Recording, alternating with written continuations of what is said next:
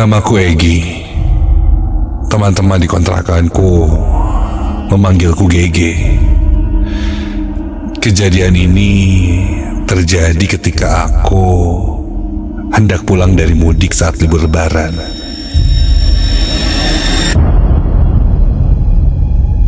Sore itu aku berangkat ke terminal bis kota untuk menunggu bis tujuan kota Bandung. Sengaja aku berangkat sore hari karena pasti mendapatkan jatah bis yang malam dan mendapatkan bonus. Ya, bonusnya adalah ketika malam hari biasanya penumpang bis tidak begitu ramai, sehingga aku bisa bebas memilih kursi duduk. Waktu sudah menunjukkan jam 5:45 sore itu. Azan maghrib pun sudah berkumandang. Namun bis yang mau aku tumpangi belum juga datang. Telat katanya.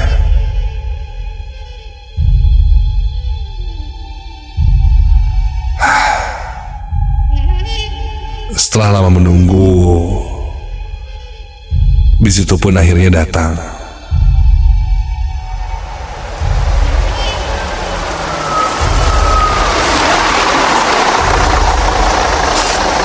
Dan ketika aku naik, benar saja penumpangnya tidak begitu ramai atau banyak. Terlihat memang sudah ada beberapa kursi yang terisi.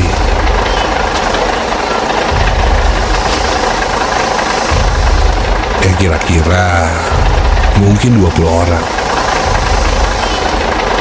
Dan nampak ramai, ada yang mengobrol, ada yang memainkan handphonenya, membuat suasana malam itu tidak begitu sepi. Agar cepat berangkat, aku pun mengambil tempat duduk di bagian paling depan di dekat kondektur bis. Hingga tak lama, bis pun berangkat jam 8 malam.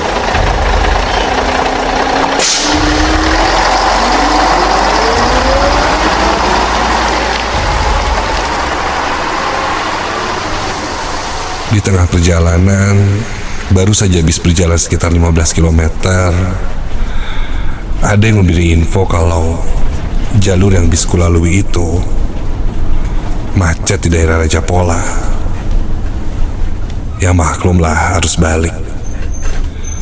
Lalu sopir pun memutar kemudinya dan putar balik menuju jalur alternatif via Garut untuk menghindari macet katanya. Singkat cerita, ketika bisku pun mau balik arah ke Garut, ternyata sama-sama saja.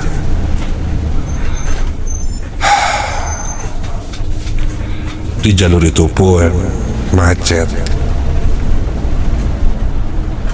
Ya mungkin semua orang berpikiran sama. Hingga setelah bosan sejak tadi dengan pemandangan macet, membuatku ingin beralih pindah duduk ke belakang. Niatnya untuk selonjoran di kursi belakang, karena ketika aku lihat kursinya kosong. Aku pindah ke belakang, di mana kiri kananku tidak ada siapa-siapa.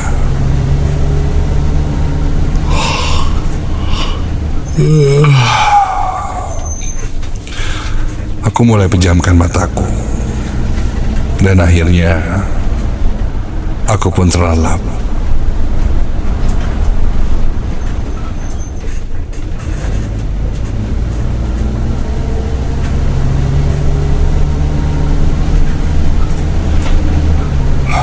Sampai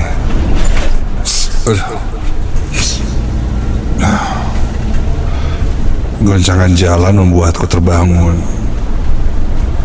Kulihat jam di tanganku sudah menunjukkan jam 10 malam. Aku bangkit dan coba melihat di sekitarku. Entah di mana pastinya. Yang jelas di sekitarku itu hanya hutan Dan jalanan memang sudah tidak macet, lebih cenderung sepi malah. Kulihat ke depan, para penumpang saat itu juga sepertinya sudah tertidur, karena semuanya hening. Hanya deru mesin mobil saja yang kudengar.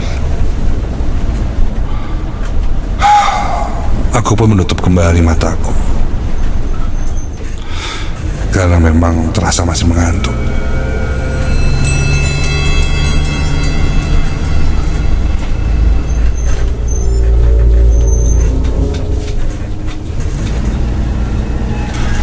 Saat itu, entah mimpi atau apa, aku merasa ada seorang penumpang yang naik. Iya, di mimpiku itu kulihat seorang perempuan naik, pakai baju merah, dan duduk di sebelahku.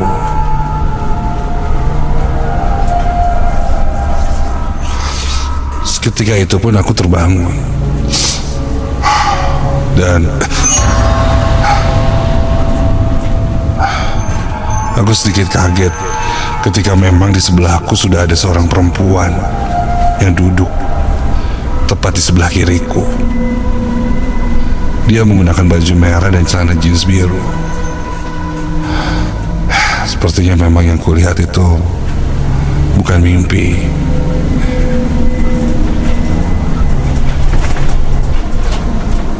Tapi memang setengah sadar kulihat dia duduk di sebelahku. Kupikir dia mungkin seorang penumpang yang juga pindah duduk ke belakang sama sepertiku. Karena kulihat dia tidak membawa tas atau barang lainnya. Sepertinya barang-barangnya di depan.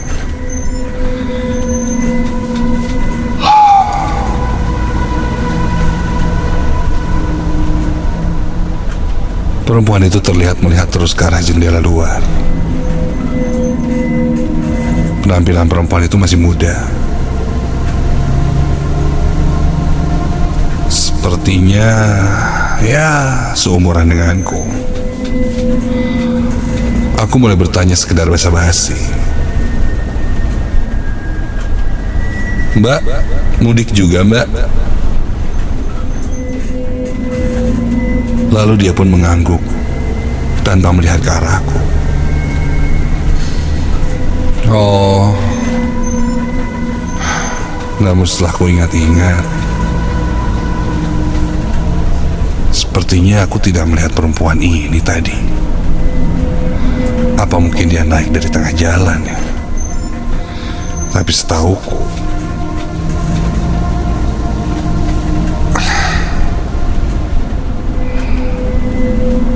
jalur ini tidak memperbolehkan ada penumpang yang naik di jalan.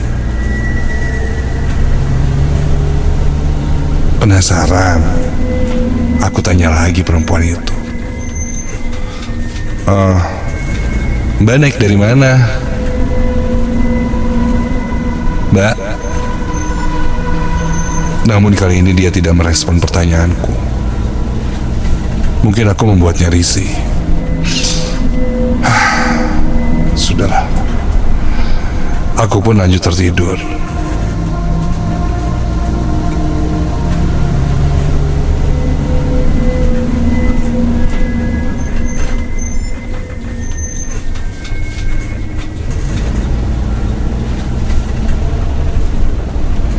Singkat cerita, tidak terasa aku sudah sampai di Bandung. Ketika aku bangun, perempuan itu masih duduk di sebelahku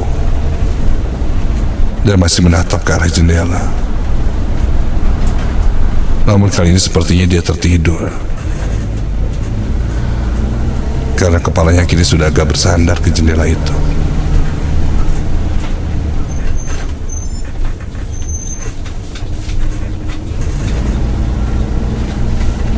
Sebelum sampai terminal, aku pun minta turun duluan, karena lebih dekat dengan rumah kontrakanku jika berhenti di sana. Aku berdiri, berjalan di lorong bis itu, dan meminta turun pada kondektur bis. "Pak, saya turun di sini ya."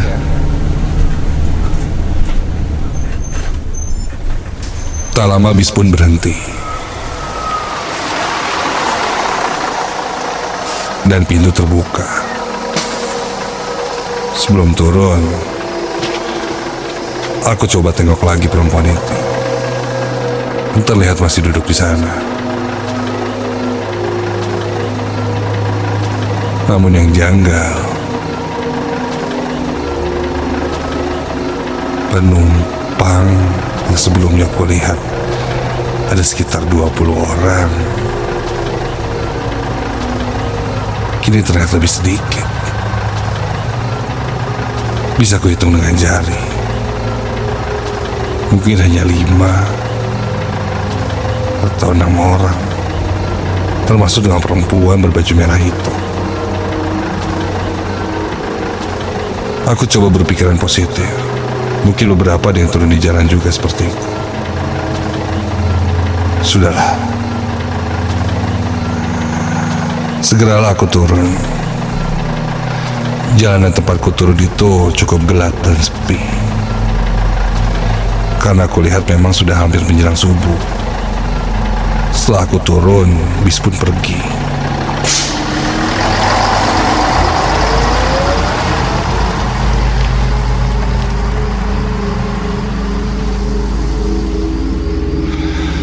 Aku balikkan badanku berjalan menuju arah rumah kontrakanku. Sampai tiba-tiba astaga, terdengar suara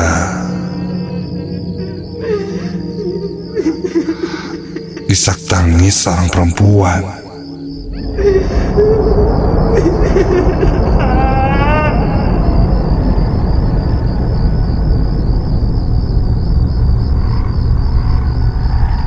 Perlahan penasaran ku tengok ke arah belakangku itu, dan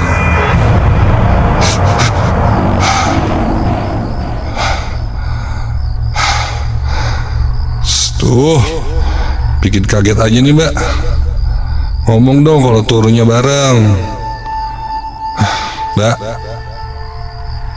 mbak, kulihat di belakangku ada perempuan berbaju merah itu. Dia berdiri di pinggir jalan. Ku dengar dia menangis, dan sepertinya dia sedang menunggu seseorang di sana. Mbak, hei, mbak, mbak kenapa nangis, mbak, mbak?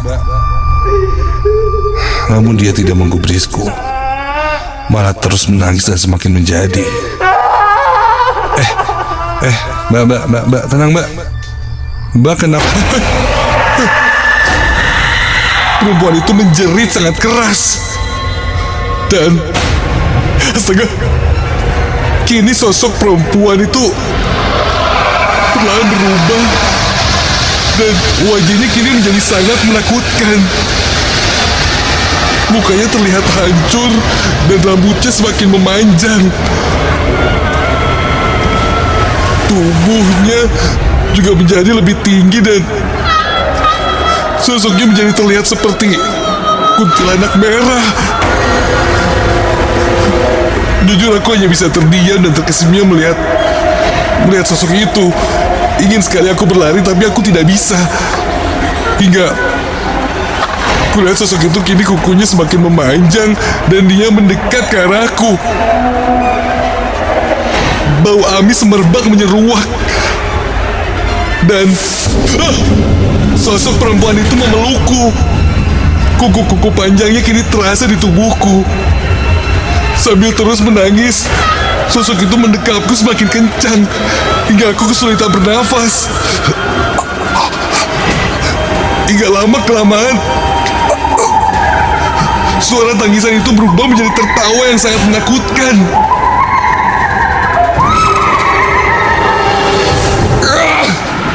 Tolong! Aku meronta sekuat tenaga dan akhirnya bisa terlepas dari pelukan sosok itu. Secepat mungkin aku berlari langsung ke kontrakanku. Tak kulihat lagi ke belakang. Yang jelas, aku tidak mau lagi melihat sosok yang menyeramkan itu.